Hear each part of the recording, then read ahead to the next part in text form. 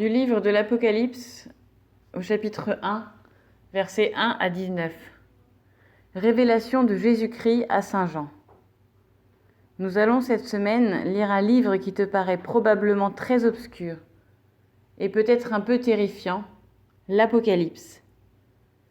Apocalypse n'a jamais voulu dire catastrophe de la fin du monde. Mais en grec, la langue d'origine de ce texte, c'est le premier mot du livre, c'est-à-dire révélation. C'est à cause d'une compréhension étroite de ce livre que le mot a pris son sens courant et un peu effrayant. Le livre de l'Apocalypse est donc une révélation de Jésus-Christ et de sa relation avec les croyants depuis qu'il est remonté au ciel. C'est le livre le plus récent de la Bible, écrit par l'apôtre et évangéliste Saint Jean, alors qu'il était évêque d'Éphèse, mais exilé sur une île appelée Patmos durant les premières persécutions. C'est ce que disent les premiers versets du livre, et nous les acceptons comme tels, même si des exégètes savants pensent plutôt qu'il s'agit de l'œuvre des disciples de Saint Jean. Il y a deux personnages principaux dans ce livre, l'Église et Jésus. L'Église est persécutée dans certaines villes. Dans d'autres, les chrétiens se sont ramollis, n'ont plus la ferveur du début. Le monde est secoué par des guerres, des épidémies, le scandale de la pauvreté. Jésus révèle alors à Saint Jean que dans tout cela, il est présent, il agit, il est victorieux et rassemble autour de lui ceux qui meurent dans la foi, en attendant de revenir un jour dans la gloire.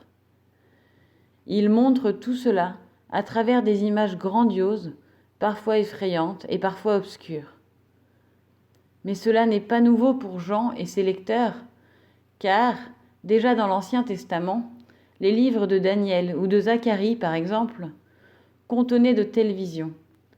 On les appelait déjà des apocalypses, des révélations ou des dévoilements. Le vrai sens de l'histoire du monde est caché sous un tas d'événements impressionnants et rarement très faciles à vivre. Mais en utilisant un langage imagé, Dieu soulève ce voile et montre au prophète ce qu'il est en train de faire de manière discrète mais infaillible.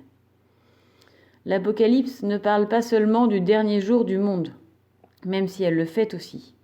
Elle parle de ce qui se passe aujourd'hui, ou bien, comme dit le texte, qui doit arriver bientôt. Aujourd'hui, le Christ est glorieux. Il règne avec son Père.